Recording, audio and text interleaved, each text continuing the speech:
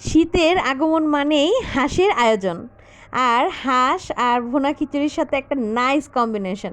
Hello everyone, আসসালামু আলাইকুম। Welcome to my new another blog. আশা করি সবাই ভালো আছেন। আলহামদুলিল্লাহ আমিও ভালো আছি, কারণ আজকে আমার বাসায় হবে হাঁসের আয়োজন। বাবুদের বাবা অফিস থেকে আসার দিন নিয়ে এসেছিল হাঁস। আমি পরের দিন সকালে উঠেই আমি হাঁসটা ভিজিয়ে দিলাম আর ভালো মতো ক্লিন করে হলুদ দিয়ে মেখে নিলাম। আর এই দিকে আমি পোলাওয়ের চাল, পেঁয়াজ এবং আলু কেটে নিলাম। আর আলু কিন্তু আমার খুব পছন্দ সব মাংসের তরকারিতে। এখানে আমি হলুদ দিয়ে মেখে রাখা হাঁসটাকে আগুনে পুড়ে নিলাম। আমার হেল্পিং হ্যান্ড খালার কাছে শুনেছিলাম হলুদ দিয়ে মেখে নিলে চামড়াটা আর কালো হয় না।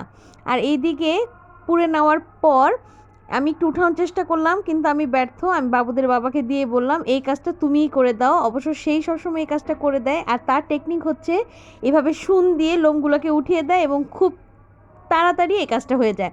আপনারা কিন্তু এই টেকনিকটা ফলো করতে পারেন। এখন বেছে দেওয়া শেষ, এটা একদিকে রাখলাম, এইটার কাজে পরে আসতেছি। আর এই যে দেখেন হাঁসের মাথাটা দেখে আমার ছোট ছেলে বলছিল, মা হাঁস কাটার সময় কি হাঁস ব্যথা পায় না? বাচ্চাদের যা চিন্তা আর কি। এখানে আমি খিচুড়ির জন্য পোলাওয়ের চালটাকে ধুয়ে নিলাম।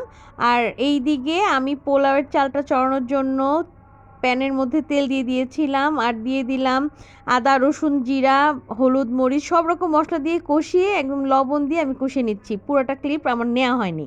আর এইখানে আমি খুব দ্রুত নেড়ে নিচ্ছি যেন নিচে লেগে না যায়। তারপর পরিমাণ মতো পানি দিয়ে দিব।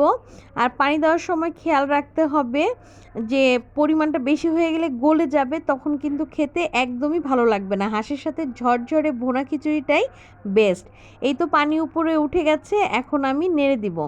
আর তারপর ঢাকনা দিয়ে দিব, বাস দমে থেকে গেলেই হয়ে যাবে। এই তো অলমোস্ট হয়ে গেছে।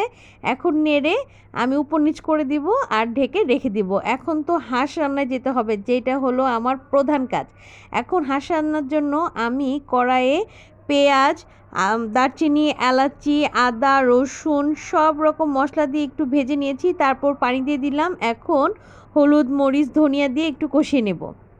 আমাদের বাসায় শীত আসলেই বাবুদের বাবা প্রায়ই হাঁস নিয়ে আসে, কারণ হাঁসটা বাবুদের বাবার খুব পছন্দ। এই যে আমি কেটে নিয়েছিলাম টুকরো টুকরো করে, এগুলো এখন এই ভুনা করে নেওয়া মশলার মধ্যে আমি দিয়ে দিব। আর এখানে কিন্তু একটু ঝাল বেশি দিতে হয়, কারণ হাঁসের মাংসে একটু ঝাল না হলে ভালো লাগে না, এটা আমার কাছে মনে হয়। আর এই তো আমি এগুলো সব দিয়ে দিচ্ছি। হাঁসের রান্নাটা মজা না হলে কিন্তু খাওয়াটাও জমে না।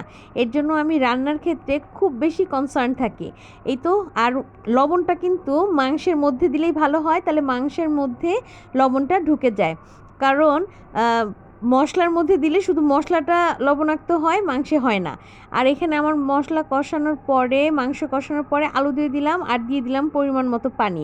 এর মাঝখানে আমার বাসার যত কাজ আছে, যেহেতু আমি গৃহিণী, একাই, আমার হেল্পিং হ্যান্ড নেই, এর জন্য আমি বাসার কাজগুলো একাই করতে হয়। আমি নামাজ, গোসল সব কমপ্লিট করে এই তো আমার তরকারি হয়ে গেছে। এর মধ্যে বাবুদের বাবাকে বলেছিলাম তুই মাঝে মাঝে নেড়ে দিবা আর দেখবা।